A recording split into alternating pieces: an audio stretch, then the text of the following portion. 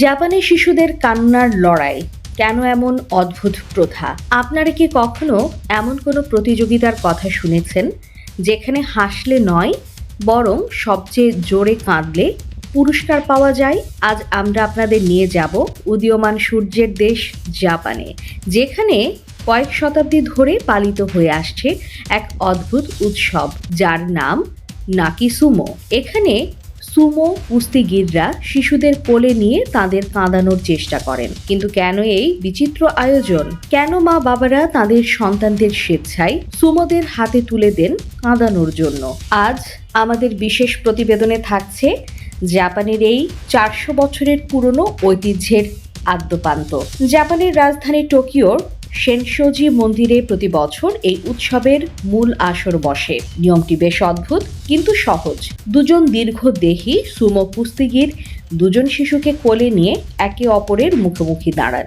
এরপর তারা শিশুদের ভয় দেখানোর অভিনয় করেন বা বিভিন্ন শব্দ করে তাদের কাঁদানোর চেষ্টা করেন। রেফারি চিৎকার করে বলেন নাকি নাকি, জাপানি ভাষায় যার অর্থ কাঁদো কাঁদো। যে শিশুটি সবার আগে এবং সবচেয়ে জোরে কাঁদবে তাকেই সেই রাউন্ডের বিজয়ী ঘোষণা করা হয়। যদি দুই শিশু একসাথে কান্না শুরু করে তবে যার গলার আওয়াজ বেশি তীব্র জয়ী হয় সেই।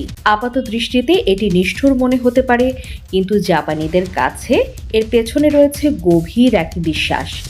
জাপানি লোককাহিনী অনুযায়ী শিশুদের কান্নার তীব্র আওয়াজ অশুভ আত্মাকে ভয় পাইয়ে দেয় এবং তাদের এলাকা থেকে দূরে সরিয়ে রাখে। জাপানে একটি প্রবাদ আছে, নাকুকো ওয়া সোদাস্তু, যার অর্থ হলো যে শিশু বেশি কাঁদে সে তাড়াতাড়ি বড় হয়। মা বাবারা বিশ্বাস করেন এই কান্নার মাধ্যমে তাদের সন্তানদের স্বাস্থ্য ভালো থাকবে এবং তারা ভবিষ্যতে সব ধরনের বিপদ আপদ থেকে মুক্ত থাকবে। তাই চোখের পানি এখানে দুঃখের নয় বরং আশীর্বাদের প্রতীক হিসেবে দেখা হয়। বর্তমানে নাকি সুমো কেবল একটি ধর্মীয় আচার নয় বরং এটি জাপানের অন্যতম একটি পর্যটন আকর্ষণে পরিণত হয়েছে। প্রতি বছর শত শত শিশু এই প্রতিযোগিতায় অংশ নেয় এবং হাজার হাজার মানুষ এই দৃশ্য দেখার জন্য ভিড় জমান। শিশুদের গায়ে পরানো হয় বিশেষ জাপানি পোশাক এবং কপালে দেয়া হয় তিলক। কোনো কুস্তিগীর আবার শিশুদের ভয় দেখাতে মুখে ভয়ঙ্কর মুখোশও পরেন।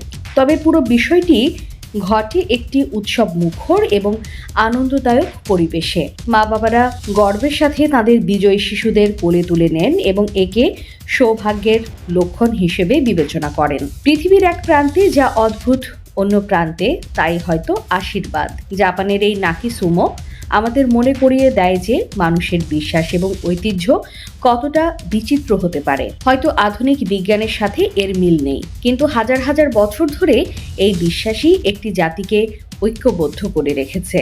জাপানের এই কান্নার প্রতিযোগিতা নিয়ে আপনার মতামত কি? কমেন্ট বক্সে আমাদের জানান। বিশ্বের এমন সব রোমাঞ্চকর খবরের আপডেট পেতে আমাদের চ্যানেলটি সাবস্ক্রাইব করে সাথেই থাকুন।